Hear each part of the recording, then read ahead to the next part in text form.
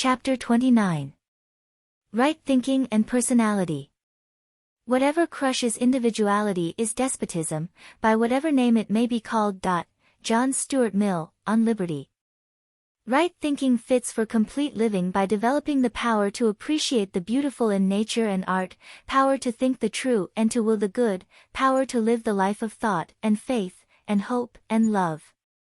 N.C. Schaeffer, Thinking and Learning to Think. The speaker's most valuable possession is personality, that indefinable, imponderable something which sums up what we are, and makes us different from others, that distinctive force of self which operates appreciably on those whose lives we touch. It is personality alone that makes us long for higher things. Rob us of our sense of individual life, with its gains and losses, its duties and joys, and we grovel. Few human creatures, says John Stuart Mill, would consent to be changed into any of the lower animals for a promise of the fullest allowance of a beast's pleasures. No intelligent human being would consent to be a fool, no instructed person would be an ignoramus, no person of feeling and conscience would be selfish and base, even though he should be persuaded that the fool, or the dunce, or the rascal is better satisfied with his lot than they with theirs. It is better to be a human being dissatisfied than a pig satisfied, better to be a Socrates dissatisfied than a fool satisfied. And if the fool or the pig is of a different opinion, it is only because they know only their own side of the question. The other party to the comparison knows both sides. Now it is precisely because the Socrates type of person lives on the plan of right thinking and restrained feeling and willing that he prefers his state to that of the animal. All that a man is, all his happiness, his sorrow, his achievements, his failures, his magnetism, his weakness, all are in an amazingly large measure the direct results of his thinking. Thought and heart combine to produce right thinking. As a man thinketh in his heart, so is he. As he does not think in his heart, so he can never become. Since this is true, personality can be developed and its latent powers brought out by careful cultivation. We have long since ceased to believe that we are living in a realm of chance. So clear and exact are nature's laws that we forecast, scores of years in advance, the appearance of a certain comet and foretell to the minute an eclipse of the sun. And we understand this law of cause and effect in all our material realms. We do not plant potatoes and expect to pluck hyacinths. The law is universal, it applies to our mental powers, to morality, to personality, quite as much as to the heavenly bodies and the grain of the fields. Whatsoever a man soweth that shall he also reap, and nothing else. Character has always been regarded as one of the chief factors of the speaker's power. Cato defined the orator as vir bonus dicendi peritus, a good man skilled in speaking. Phillips Brooks says, nobody can truly stand as a utterer before the world, unless he be profoundly living and earnestly thinking. Character, says Emerson, is a natural power, like light and heat, and all nature cooperates with it. The reason why we feel one man's presence, and do not feel another's is as simple as gravity. Truth is the summit of being, justice is the application of it to affairs. All individual natures stand in a scale, according to the purity of this element in them. The will of the pure runs down into other natures, as water runs down from a higher into a lower vessel. This natural force is no more to be withstood than any other natural force. Character is nature in the highest form. It is absolutely impossible for impure, bestial and selfish thoughts to blossom into loving and altruistic habits. Thistle seeds bring forth only the thistle. Contrariwise, it is entirely impossible for continual altruistic, sympathetic, and serviceful thoughts to bring forth a low and vicious character. Either thoughts or feelings precede and determine all our actions. Actions develop into habits, habits constitute character, and character determines destiny. Therefore, to guard our thoughts and control our feelings is to shape our destinies. The syllogism is complete, and old as it is still true. Since character is nature in the highest form, the development of character must proceed on natural lines. The garden left to itself will bring forth weeds and scrawny plants, but the flower beds nurtured carefully will blossom into fragrance and beauty. As the student entering college largely determines his vocation by choosing from the different courses of the curriculum, so do we choose our characters by choosing our thoughts. We are steadily going up toward that which we most wish for, or steadily sinking to the level of our low desires. What we secretly cherish in our hearts is a symbol of what we shall receive. Our trains of thoughts are hurrying us on to our destiny. When you see the flag fluttering to the south, you know the wind is coming from the north. When you see the straws and papers being carried to the northward, you realize the wind is blowing out of the south. It is just as easy to ascertain a man's thoughts by observing the tendency of his character. Let it not be suspected for one moment that all this is merely a preachment on the question of morals. It is that, but much more, for it touches the whole man, his imaginative nature, his ability to control his feelings, the mastery of his thinking faculties, and, perhaps most largely, his power to will and to carry his volitions into effective action. Right thinking constantly assumes that the will sits enthroned to execute the dictates of mind, conscience and heart. Never tolerate for an instant the suggestion that your will is not absolutely efficient. The way to will is to will, and the very first time you are tempted to break a worthy resolution, and you may be certain of that, make your fight then and there. You cannot afford to lose that fight. You must win it, don't swerve for an instant, but keep that resolution if it kills you. It will not, but you must fight just as though life depended on the victory, and indeed your personality may actually lie in the balances. Your success or failure as a speaker will be determined very largely by your thoughts and your mental attitude. The present writer had a student of limited education enter one of his classes in public speaking. He proved to be a very poor speaker, and the instructor could conscientiously do little but point out faults. However, the young man was warned not to be discouraged. With sorrow in his voice and the essence of earnestness beaming from his eyes, he replied, "I will not be discouraged. I want so badly to know how to speak." It was warm, human, and from the very heart. And he did keep on trying, and developed into a creditable speaker. There is no power under the stars that can defeat a man with that attitude. He who down in the deeps of his heart earnestly longs to get facility in speaking, and is willing to make the sacrifices necessary, will reach his goal. Ask and ye shall receive, seek and ye shall find, knock and it shall be opened unto you, is indeed applicable to those who would acquire speech power. You will not realize the prize that you wish for languidly, but the goal that you start out to attain with the spirit of the old guard that dies but never surrenders, you will surely reach. Your belief in your ability and your willingness to make sacrifices for that belief, are the double index to your future achievements. Lincoln had a dream of his possibilities as a speaker. He transmuted that dream into life solely because he walked many miles to borrow books which he read by the log fire glow at night. He sacrificed much to realize his vision. Livingstone had a great faith in his ability to serve the benighted races of Africa. To actualize that faith he gave up all. Leaving England for the interior of the dark continent, he struck the death blow to Europe's profits from the slave trade. Joan of Arc had great self-confidence, glorified by an infinite capacity for sacrifice.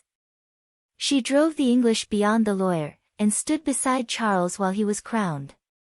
These all realized their strongest desires. The law is universal. Desire greatly, and you shall achieve, sacrifice much, and you shall obtain. Stanton Davis Kirkham has beautifully expressed this thought: you may be keeping accounts, and presently you shall walk out of the door that has for so long seemed to you the barrier of your ideals, and shall find yourself before an audience, the pen still behind your ear, the ink stains on your fingers, and then and there shall pour out the torrent of your inspiration. You may be driving sheep, and you shall wander to the city, bucolic and open-mouthed, shall wander under the intrepid guidance of the Spirit into the studio of the Master, and after a time he shall say, "I have nothing more to teach you." And now you have become the master, who did so recently dream of great things while driving sheep. You shall lay down the saw and the plane to take upon yourself the regeneration of the world. Questions and exercises. 1. What, in your own words, is personality? 2. How does personality in a speaker affect you as a listener? 3. In what ways does personality show itself in a speaker? 4. Deliver a short speech on the power of will in the public speaker. 5. Deliver a short address based on any sentence you choose from this chapter. Chapter 30. After dinner and other occasional speaking. The perception of the ludicrous is a pledge of sanity. Ralph Waldo Emerson, Essays. And let him be sure to leave other men their turns to speak. Francis Bacon, Essay on Civil and Moral Discourse. Perhaps the most brilliant, and certainly the most entertaining, of all speeches are those delivered on after dinner and other special occasions. The air of well-fed content in the former, and of expectancy well-primed in the latter, furnishes an audience which, though not readily won, is prepared for the best, while the speaker himself is pretty sure to have been chosen for his gifts of oratory. The first essential of good occasional speaking is to study the occasion. Precisely what is the object of the meeting? How important is the occasion to the audience? How large will the audience be? What sort of people are they? How large is the auditorium? Who selects the speaker's themes? Who else is to speak? What are they to speak about? Precisely how long am I to speak? Who speaks before I do and who follows? If you want to hit the nail on the head, ask such questions as these. 35. No occasional address can succeed unless it fits the occasion to a T. Many prominent men have lost prestige because they were too careless or too busy or too self-confident to respect the occasion and the audience by learning the exact conditions under which they were to speak. Leaving too much to the moment is taking a long chance and generally means a less effective speech, if not a failure. Suitability is the big thing in an occasional speech.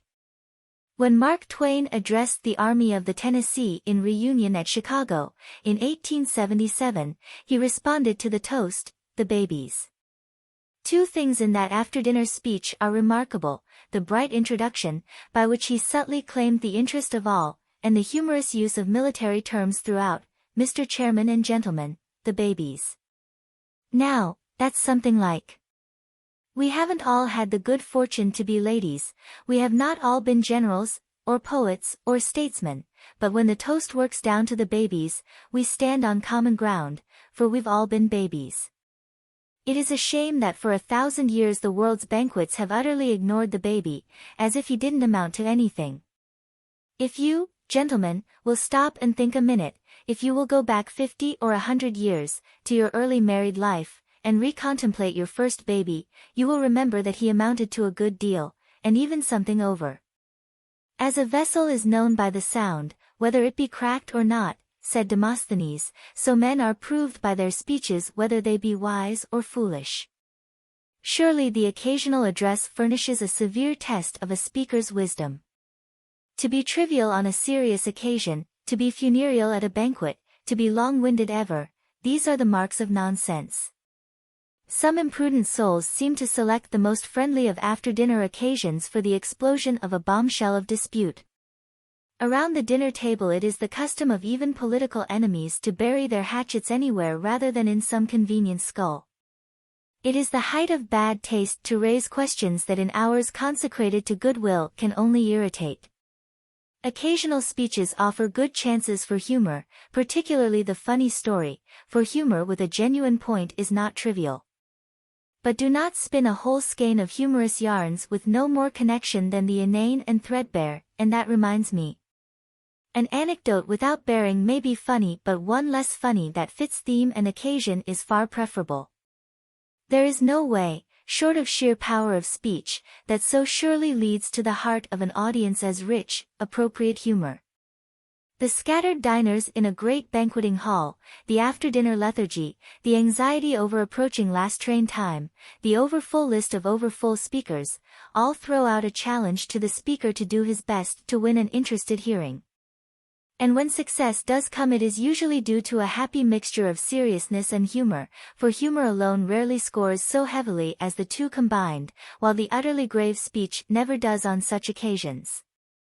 If there is one place more than another where second-hand opinions and platitudes are unwelcome, it is in the after-dinner speech. Whether you are toastmaster or the last speaker to try to hold the waning crowd at midnight, be as original as you can. How is it possible to summarize the qualities that go to make up the good after-dinner speech, when we remember the inimitable serious drollery of Mark Twain, the sweet southern eloquence of Henry W. Grady, the funereal gravity of the humorous Charles Battelle Loomis, the charm of Henry Van Dyke, the geniality of F. Hopkinson Smith, and the all-round delightfulness of Chauncey M. Depew? America is literally rich in such gladsome speakers, who punctuate real sense with nonsense, and so make both effective.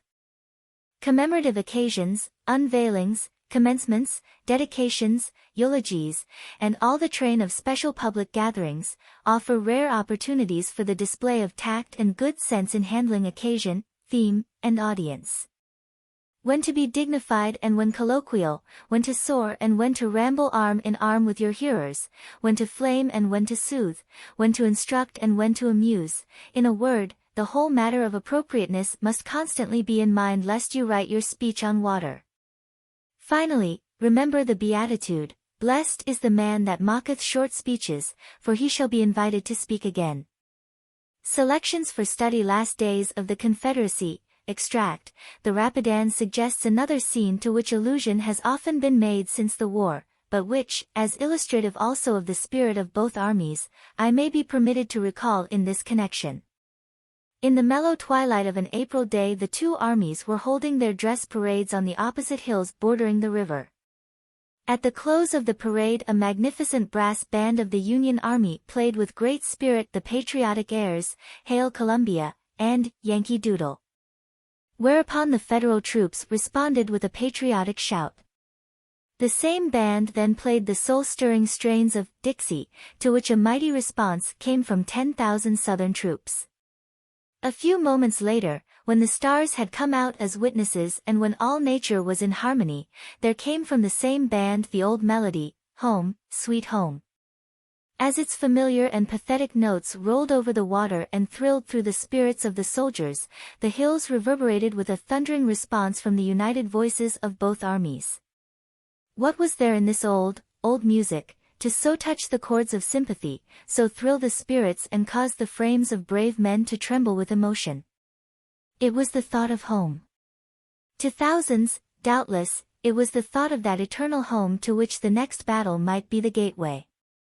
To thousands of others it was the thought of their dear earthly homes, where loved ones at that twilight hour were bowing round the family altar, and asking God's care over the absent soldier boy. General J.B. Gordon, CSA Welcome to Kasuth, extract. Let me ask you to imagine that the contest, in which the United States asserted their independence of Great Britain, had been unsuccessful, that our armies, through treason or a league of tyrants against us, had been broken and scattered, that the great men who led them, and who swayed our councils, our Washington, our Franklin, and the venerable President of the American Congress, had been driven forth as exiles. If there had existed at that day, in any part of the civilized world, a powerful republic, with institutions resting on the same foundations of liberty which our own countrymen sought to establish, would there have been in that republic any hospitality too cordial, any sympathy too deep, any zeal for their glorious but unfortunate cause, too fervent or too active to be shown toward these illustrious fugitives? Gentlemen, the case I have supposed is before you. The Washingtons, the Franklins, the Hancocks of Hungary, driven out by a far worse tyranny than was ever endured here, are wanderers in foreign lands. Some of them have sought a refuge in our country. One sits with this company our guest tonight, and we must measure the duty we owe them by the same standard which we would have had history apply, if our ancestors had met with a fate like theirs. William Cullen Bryant. The influence of universities. Extract. When the excitement of party warfare presses dangerously near our national safeguards, I would have the intelligent conservatism of our universities and colleges warn the contestants in impressive tones against the perils of a breach impossible to repair. When popular discontent and passion are stimulated by the arts of designing partisans to a pitch perilously near to class hatred or sectional anger, I would have our universities and colleges sound the alarm in the name of American brotherhood and fraternal dependence. When the attempt is made to delude the people into the belief that their suffrages can change the operation of national laws, I would have our universities and colleges proclaim that those laws are inexorable and far removed from political control. When selfish interest seeks undue private benefits through governmental aid, and public places are claimed as rewards of party service, I would have our universities and colleges persuade the people to a relinquishment of the demand for party spoils and exhort them to a disinterested and patriotic love of their government, whose unperverted operation secures to every citizen his just share of the safety and prosperity it holds in store for all. I would have the influence of these institutions on the side of religion and morality. I would have those they send out among the people not ashamed to acknowledge God, and to proclaim his interposition in the affairs of men, enjoining such obedience to his laws as makes manifest the path of national perpetuity and prosperity. Grover Cleveland, delivered at the Princeton Sesquicentennial, 1896. Eulogy of Garfield. Extract. Great in life, he was surpassingly great in death. For no cause, in the very frenzy of wantonness and wickedness, by the red hand of murder, he was thrust from the full tide of this world's interest, from its hopes, its aspirations, its victories, into the visible presence of death, and he did not quail. Not alone for the one short moment in which, stunned and dazed, he could give up life, hardly aware of its relinquishment, but through days of deadly languor, through weeks of agony, that was not less agony because silently borne, with clear sight and calm courage, he looked into his open grave. What blight and ruin met his anguished eyes, whose lips may tell, what brilliant, broken plans, what baffled, high ambitions, what sundering of strong, warm, manhood's friendships, what bitter rending of sweet household ties. Behind him a proud, expectant nation, a great host of sustaining friends, a cherished and happy mother, wearing the full rich honors of her early toil and tears, the wife of his youth, whose whole life lay in his, the little boys not yet emerged from childhood's day of frolic, the fair young daughter, the sturdy sons just springing into closest companionship, claiming every day and every day rewarding a father's love and care, and in his heart the eager, rejoicing power to meet all demand. Before him, desolation and great darkness. And his soul was not shaken. His countrymen were thrilled with instant, profound and universal sympathy. Masterful in his mortal weakness, he became the center of a nation's love, enshrined in the prayers of a world. But all the love and all the sympathy could not share with him his suffering. He trod the winepress alone. With unfaltering front he faced death. With unfailing tenderness he took leave of life. Above the demoniac hiss of the assassin's bullet he heard the voice of God. With simple resignation he bowed to the divine decree. James G. Blaine, delivered at the memorial service held by the U.S. Senate and House of Representatives. Eulogy of Lee. Extract. At the bottom of all true heroism is unselfishness. Its crowning expression is sacrifice. The world is suspicious of vaunted heroes. But when the true hero has come, and we know that here he is in verity, ah! How the hearts of men leap forth to greet him! How worshipfully we welcome God's noblest work, the strong, honest, fearless, upright man. In Robert Lee was such a hero vouchsafed to us and to mankind, and whether we behold him declining command of the Federal Army to fight the battles and share the miseries of his own people, proclaiming on the heights in front of Gettysburg that the fault of the disaster was his own, leading charges in the crisis of combat, walking under the yoke of conquest without a murmur of complaint, or refusing fortune to come here and train the youth of his country in the paths of duty, he is ever the same meek, grand, self-sacrificing spirit. Here he exhibited qualities not less worthy and heroic than those displayed on the broad and open theater of conflict, when the eyes of nations watched his every action. Here in the calm repose of civil and domestic duties, and in the trying routine of incessant tasks, he lived a life as high as when, day by day, he marshaled and led his thin and wasting lines, and slept by night upon the field that was to be drenched again in blood upon the morrow. And now he has vanished from us forever. And is this all that is left of him, this handful of dust beneath the marble stone?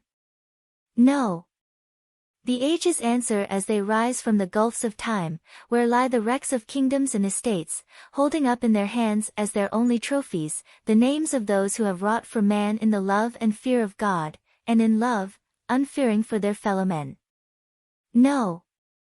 The present answers, bending by his tomb. No.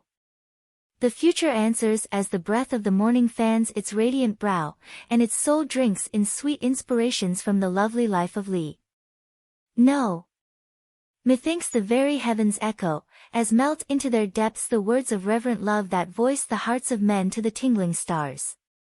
Come we then today in loyal love to sanctify our memories, to purify our hopes, to make strong all good intent by communion with the spirit of him who, being dead yet speaketh.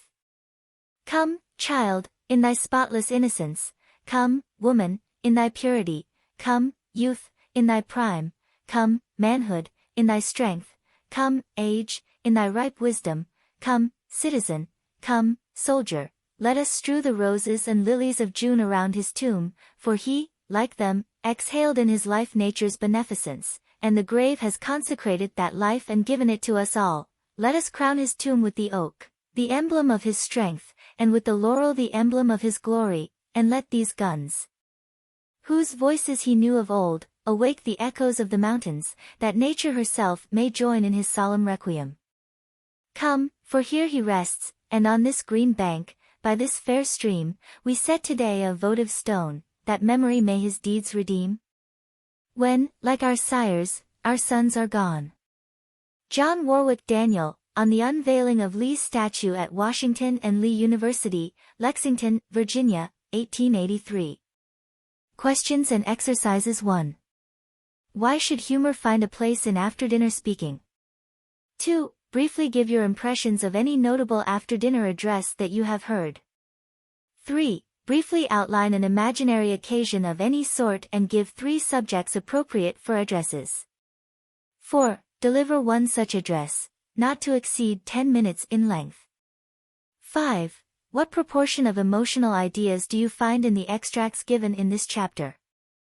6. Humor was used in some of the foregoing addresses, in which others would it have been inappropriate?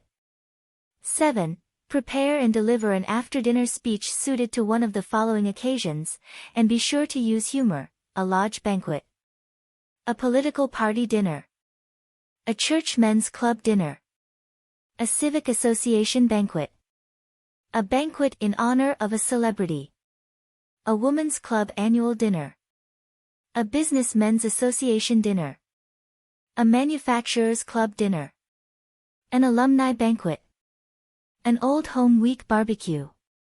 Footnotes, 35, see also page 205. Chapter 31. Making conversation effective. In conversation, avoid the extremes of forwardness and reserve. Cato. Conversation is the laboratory and workshop of the student. Emerson, Essays, Circles.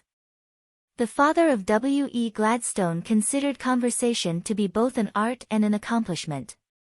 Around the dinner table in his home some topic of local or national interest, or some debated question, was constantly being discussed. In this way a friendly rivalry for supremacy in conversation arose among the family, and an incident observed in the street, an idea gleaned from a book, a deduction from personal experience, was carefully stored as material for the family exchange. Thus his early years of practice in elegant conversation prepared the younger Gladstone for his career as a leader and speaker.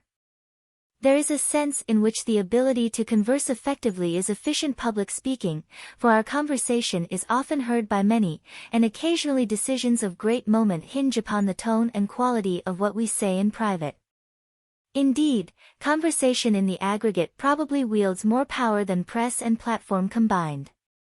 Socrates taught his great truths, not from public rostrums, but in personal converse. Men made pilgrimages to Goethe's library and Coleridge's home to be charmed and instructed by their speech, and the culture of many nations was immeasurably influenced by the thoughts that streamed out from those rich well springs. Most of the world-moving speeches are made in the course of conversation.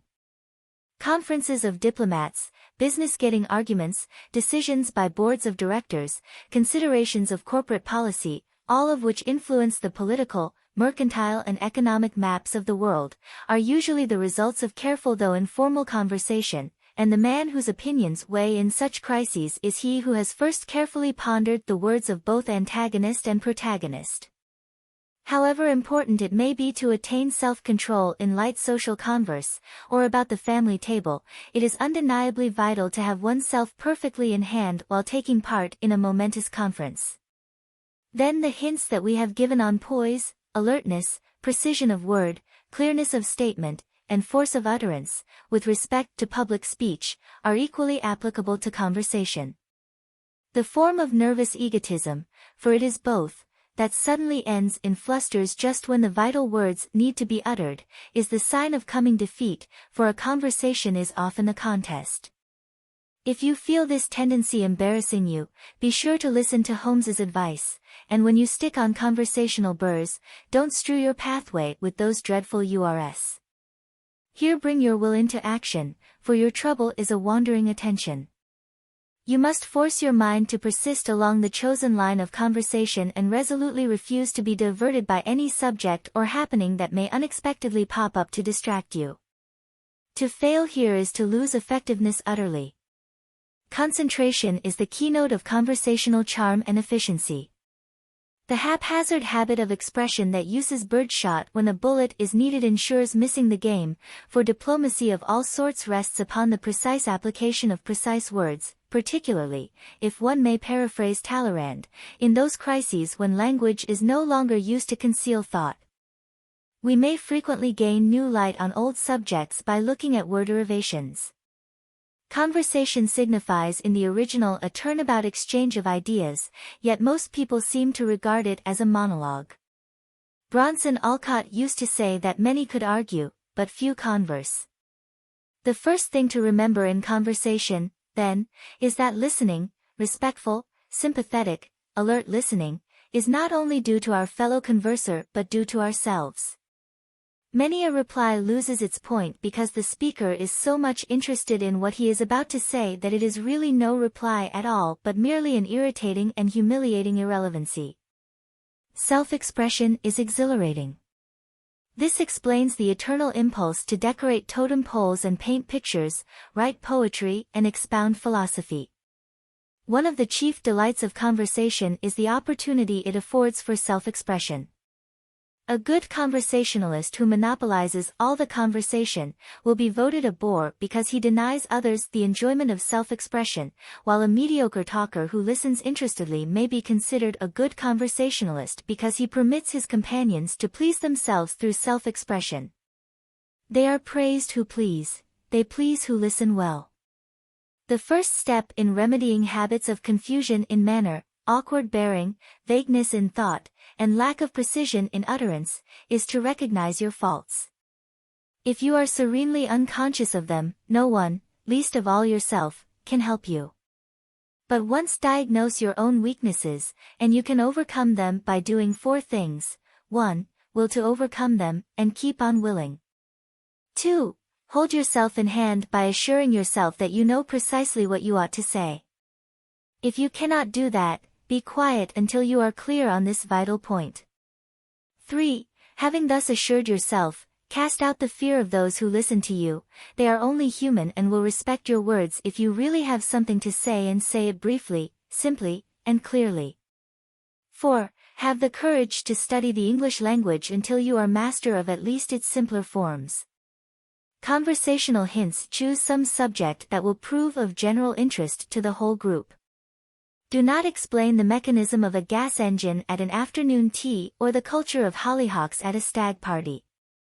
It is not considered good taste for a man to bare his arm in public and show scars or deformities. It is equally bad form for him to flaunt his own woes, or the deformity of someone else's character. The public demands plays and stories that end happily. All the world is seeking happiness. They cannot long be interested in your ills and troubles. George Cohan made himself a millionaire before he was 30 by writing cheerful plays. One of his rules is generally applicable to conversation: always leave them laughing when you say goodbye. Dynamite the I out of your conversation. Not one man in 907 can talk about himself without being a bore. The man who can perform that feat can achieve marvels without talking about himself, so the eternal I is not permissible even in his talk. If you habitually build your conversation around your own interests, it may prove very tiresome to your listener.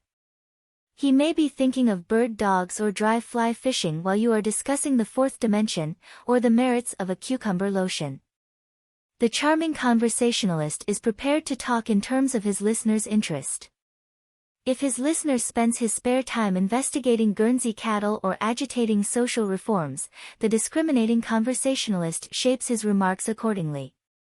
Richard Washburn-Child says he knows a man of mediocre ability who can charm men much abler than himself when he discusses electric lighting. This same man probably would bore, and be bored, if he were forced to converse about music or Madagascar.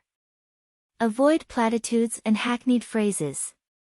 If you meet a friend from Keokuk on State Street or on Pikes Peak, it is not necessary to observe, "How small this world is after all." This observation was doubtless made prior to the formation of Pikes Peak. This old world is getting better every day. Fanners' wives do not have to work as hard as formerly. It is not so much the high cost of living as the cost of high living.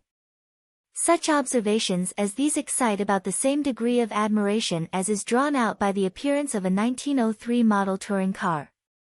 If you have nothing fresh or interesting, you can always remain silent. How would you like to read a newspaper that flashed out in bold headlines, "Nice weather we are having," or daily gave columns to the same old material you had been reading week after week? Questions and exercises. 1. Give a short speech describing the conversational bore. 2. In a few words, give your idea of a charming converser. 3. What qualities of the orator should not be used in conversation? 4. Give a short humorous delineation of the conversational oracle. 5. Give an account of your first day at observing conversation around you. 6. Give an account of one day's effort to improve your own conversation. 7. Give a list of subjects you heard discussed during any recent period you may select. 8. What is meant by elastic touch in conversation? 9. Make a list of bromides, as Gellett Burgess calls those threadbare expressions which bore us to extinction, itself a bromide. 10. What causes a phrase to become hackneyed? 11. Define the words A. Trite, B. Solecism, C. Colloquialism, D. Slang, E. Vulgarism, F. Neologism. 12. What constitutes pretentious talk?